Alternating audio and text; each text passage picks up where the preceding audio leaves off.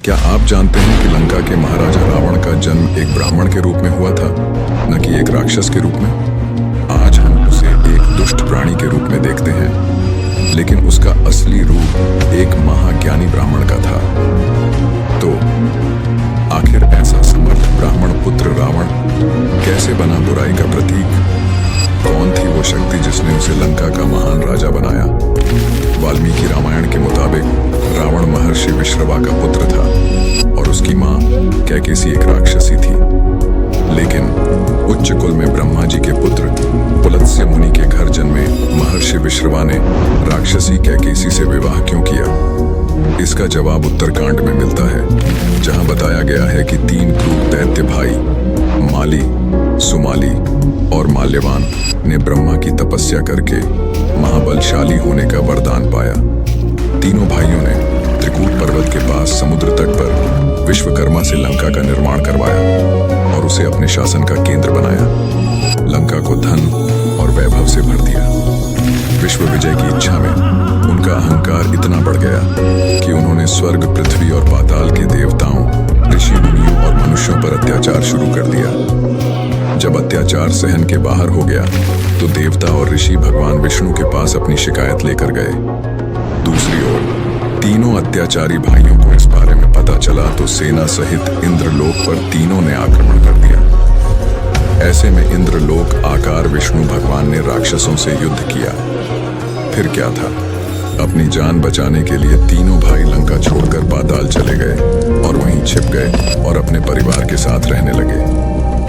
एक दिन सुमाली पृथ्वी लोक में घूमते हुए कुबेर को देखकर चौंक गया। देवताओं के डर के कारण वह दोबारा पाताल लोक लौट आया और सोचने लगा, इन देवताओं से बचने का कोई उपाय ढूंढना पड़ेगा और कब तक हम लोग ऐसे छुपे बैठेंगे।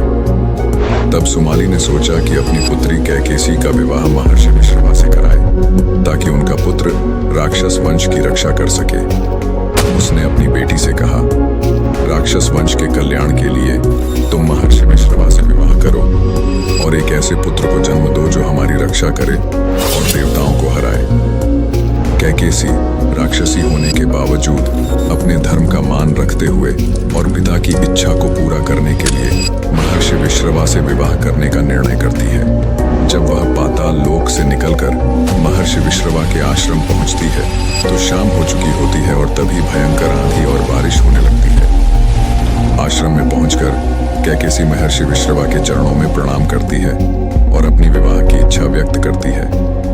महर्षि विश्रवा उसे कहते हैं, हे भद्रे, तुम्हारी इच्छा तो पूरी कर सकता हूं, पर तुम इस अशुभ समय में आई हो। इस कारण तुम्हारी संतान दुष्ट और क्रूर स्वभाव वाली होगी। यह सुनकर कैकेसी महर्षि विश्रवा के चरणों में गिर पड़ती है और कहती है, भगवान, आप ब्रह्मवादी महात्मा हैं, मुझे ऐसी दुराचारी संतान नहीं चाहिए, कृपया मुझ पर दया करें।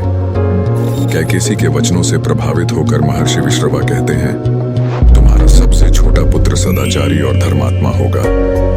इस प्रकार कैकेसी के 10 मुख वाले पुत्र का जन्म हुआ, जिसका नाम दशग्रीव रखा गया, जिसे बाद में रावण के नाम से जाना गया। इसके बाद कुंभकर्ण, शूर्पणखा और विभीषण का जन्म हुआ। दशग्रीव और कुंभकर्ण अत्यंत बलवान और दुष्ट थे, जबकि विभीषण धर्म और सदाचार में विश्वास रखने वाले थे। महर्षि विश्रवा की दूसरी पत्नी इलविला से रावण के सौतेले भाई कुबेर का जन्म हुआ था, जो धन के देवता, महादेव के परम मित्र और उत्तर दिशा के लोकपाल माने जाते हैं। जी हाँ दोस्तों, वास्तव में the king in the north हमारे प्यारे कुबेर जी ही हैं। तो रावण ने अपने सौतेले भाई से भी अधिक पराक्रमी बनने के लिए ब्रह्मा जी की कठोर तपस्या की और ब्रह्मा के प्रसन्न होने पर रावण ने वरदान मांगा कि मैं गरुड़, नाग, यक्ष, दैत्य, दानव, राक्षस तथा देवताओं के लिए अजेय हो जाऊं। विभीषण ने धर्म में दृढ़ता का वरदान पाया, जबकि कुंभकर्ण को वर्षों तक सोने का वरदान मिला।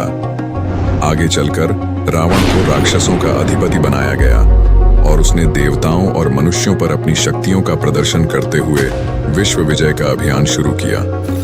एक बार उसने अहंकार में आकर खुद भगवान शिव से भी टक्कर ले ली थी। तो दोस्तों, आपके क्या विचार हैं?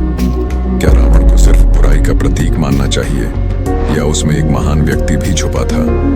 क्या हमें रावण को नई नजर से देखना चाहिए या नहीं? हमें अपने विचार जरूर बताएं। और अगर यह कहानी आपको सोचने पर मजबूर करती है तो लाइक, शेयर और सब्सक्राइब करना न भूलें, ताकि आपको और भी रोचक कहानियां सुनने को मिलती रहें। जय श्री राम।